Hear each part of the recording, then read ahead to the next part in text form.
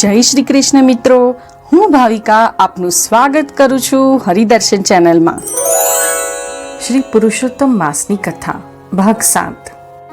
યજ્ઞસેન રાજાની વાર્તા. એક સમયે પૃથ્વી પર યજ્ઞસેન નામનો એક રાજા પુત્રેષ્ઠી યજ્ઞ કરી રહ્યો હતો. અંતિમ આહુતિ આપ્યા પછી યજ્ઞકુંડમાંથી પુત્રને બદલે અતિ સૌંદર્યવાન એવી શ્યામવર્ણી કુમારિકા ઉત્પન્ન થઈ. આ કન્યાનું નામ દ્રૌપદી એવું રખાયું. પૂર્વજન્મની મેઘાવી ઋષિની કન્યા મેઘાવતી તે જ દ્રૌપદી તરીકે બીજો જન્મ પામી હતી. જ્યારે દ્રૌપદી ઉંમરલાયક થઈ ત્યારે તેના પિતા યજ્ઞસેને સ્વયંવર રચ્યો. આ સ્વયંવરમાં પધારેલા સેંકડો પરાક્રમી રાજાઓને ઝાંખા પાડી દઈને પાંડુપુત્ર અર્જુને મત્સ્યવેદ કર્યો. ત્યારે દ્રૌપદીએ તેને વરમાળા પહેરાવી યોગ્ય પુરુષ તરીકે પસંદ કર્યો. પરંતુ માતા કુંતાથી અજાણે નીકળેલ વાણીના વચનોથી બંધાઈ તે વચનનું પાલન કરવા સારું દ્રૌપદી 5 પાંડવની પત્ની બની. ત્યારબાદ હસ્તિનાપુરમાં પાંડવોને કાળે કરીને દુર્ભાગ્યે જુગટું રમતા કૌરવો સાથે હારી ગયા અને સઘળું રાજપાટ ગુમાવી દીધું.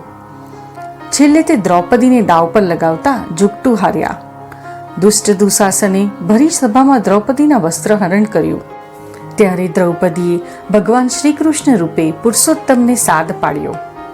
ભક્તવત્સલ ભગવાને દ્રૌપદીનો પ્રાણ પોકાર સાંભળ્યો અને ગરુડેશ્વર પ્રભુ પાપડના પલકારમાં હાજર થઈ ચીર પૂર્યા. તેથી સતી દ્રૌપદીની લાજ રહી. આ બધા જ કષ્ટોના મૂળ કારણમાં પૂર્વજન્મે મેઘાવતી કન્યાથી જે પાવન પુરુષોત્તમ માસની ઉપેક્ષા થઈ હતી તેનું જ પરિણામ ભોગવવું પડ્યું હતું. ત્યારે દુર્વાસા મુનિએ જે કહ્યું હતું તે જ સત્ય હતું. પુરુષોત્તમ માસ આવું પવિત્ર અને પાવનકારી છે. કામ્યક વનમાં વનવાસ વીટતા પાંડુપુત્રો અને દ્રૌપદીને કૃષ્ણ મુરારીએ કહ્યું હતું, હે પાંડુપુત્રો, હે બંધુઓ, તમે પણ પવિત્ર એવા પુરુષોત્તમ માસનું વ્રત કરો. તમારા સર્વ દુઃખો દૂર થશે અને કષ્ટનું નિવારણ થશે. ગુમાવેલ સુખ સંપત્તિ સામ્રાજ્ય પાછું મળશે અને જીવનના અંતે મોક્ષની પ્રાપ્તિ થશે. હવે આગળ જાણીએ ધનુ ઋષિની વાર્તા. પરમ પાવન પુરુષોત્તમ માસનું વ્રત કરવાથી કેવું ફળ પ્રાપ્ત થાય છે તે વિષયમાં પૂર્વકાળે માર્કંડ મુનિએ રઘુરાજાને જે આખ્યાન કહ્યું સંભળાવ્યું હતું તેની વાત હવે હું કહું છું. તેને ધ્યાન દઈને તમે પણ સાંભળો. એમ કહીને સંત પુરાણી શ્રી એ શ્રોતાજનો સમક્ષ દ્રષ્ટાંત કથા શરૂ કરી. પૂર્વકાળે ધનુર નામના એક જ્ઞાની ઋષિ હતા. મૃત્યુલોકમાં માનવોનું સંતાન પ્રાપ્તિ માટે અને સંતાનના મૃત્યુ પાછળ શોક કરતા લોકોને જોઈને ખૂબ વ્યથિત થયા. આવા લૌકિક શોકમાંથી લોકોને મોહ રહિત કરવા સારું ઋષિએ પોતે જ પોતાના પુત્રના અમરત્વ માટે 12,000 વર્ષ સુધી ઉગ્ર તપશ્ચર્યા કરીને દેવોને પ્રસન્ન કર્યા. દેવતાઓએ તેમને વરદાન માંગવા કહ્યું ત્યારે ધનુ ઋષિ પ્રણામ કરીને બોલ્યા, હે દેવતાઓ, મને અત્યંત તીવ્ર બુદ્ધિવાળો અને અમરત્વ પ્રાપ્ત થયેલો પુત્ર આપો.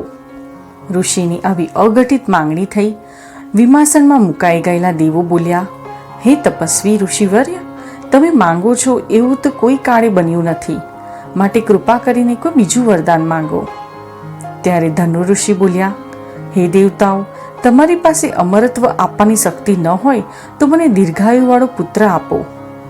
જો પેલા સામે પર્વતો દેખાય છે તે દ્રષ્ટિગોચર થતા મહાપર્વતરાજ જ્યાં સુધી આ ધરતી પર રહે ત્યાં સુધી મારો પુત્ર જીવિત રહે એવું શુભ વરદાન મને આપો.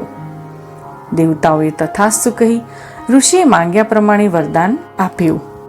ઋષિ પોતાને પ્રાપ્ત થનાર પુત્રને દીર્ઘાયુ બનાવવાના આશીર્વાદ મેળવી ધન્ય થયા. થોડાક વર્ષમાં ઋષિ ધનુર એક પુત્રના પિતા બન્યા. ઋષિ પત્નીએ પુત્રને જન્મ આપ્યો. જેમ જેમ દિવસો પસાર થવા લાગ્યા તેમ તેમ ચંદ્રકળાની જેમ પુત્ર મોટો થવા લાગ્યો. એક કહેવત છે કે વહુના લક્ષણ બારણામાં ને પુત્રના લક્ષણ પારણામાં. એ ન્યાય ઋષિ પુત્રનું વર્તન બાળપણથી જ ઘણું વિચિત્ર હતું. તે નાનપણથી જ માતા પિતાને લપડાક અને લાતો મારવા લાગ્યો હતો. પુત્ર જેમ જેમ સમજણો થતો ગયો તેમ તેમ ઋષિ એને સમજાવવા લાગ્યા હતા. એનામાં સારા સંસ્કારો અને તેની રીતભાત અને વર્તન કરવાની શિખામણ દેતા હતા. પરંતુ પુત્ર ઘણો વિચિત્ર હતો. અને પિતાની કોઈ પણ શિખામણ કાને ધરતો ન હતો.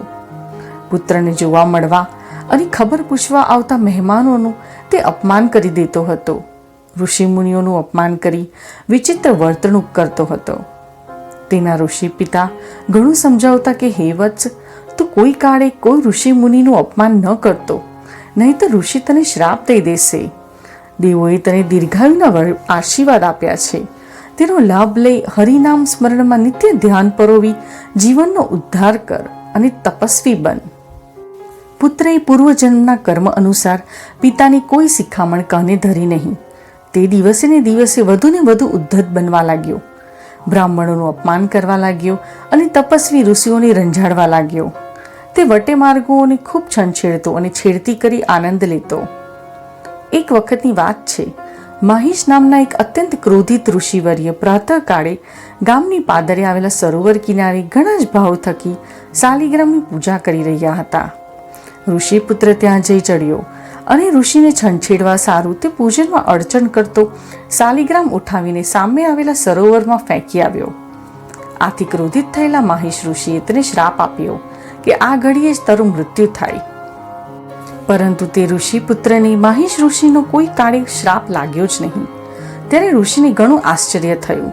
તેમણે તત્કાળ સમાધિ દ્વારા જાણી લીધું કે તે પુત્રની શ્રાપની અસર કેમ ન થઈ, તેનું કારણ શું બન્યું. ઋષિએ સમાધિ દ્વારા કારણ જાણી લીધું. એમણે મંત્રબળ દ્વારા હજારો માહિશો ઉત્પન્ન કર્યા અને એ માહિશોને પેલા સામે રહેલા પર્વતરાજનો ધ્વંસ કરી દેવાની આજ્ઞા કરી દીધી. ઉત્પન્ન થયેલા બધા જ માહિશોએ પલભરમાં જ એ પર્વતને ખોદી ઉખેડી નાખ્યો અને પર્વતનો વિધ્વંસ કરી નાખ્યો. પર્વત નષ્ટ થતાં જ તત્કાલ ત્યાં ઋષિપુત્ર મરણને શરણ થયો. પુત્ર મરણ પામ્યો જાણીને ધનુ ઋષિ ઘણા દુઃખી થઈ ગયા. પુત્ર પ્રેમમાં આસક્ત થયેલા તે ઋષિ અંતે પુત્ર વિયોગમાં પોતાના પણ પ્રાણ ત્યજી દીધા. આમ શ્રોતાજનોને ધનુ ઋષિનું આખ્યાન સાંભળીને સૂત પુરાણી બોલ્યા કે વિધાતાના લેખને ટાળવા જે હઠાગ્રહ કરીને પણ પુત્રનું ફળ મેળવે છે એ કદી સુખી થતા નથી.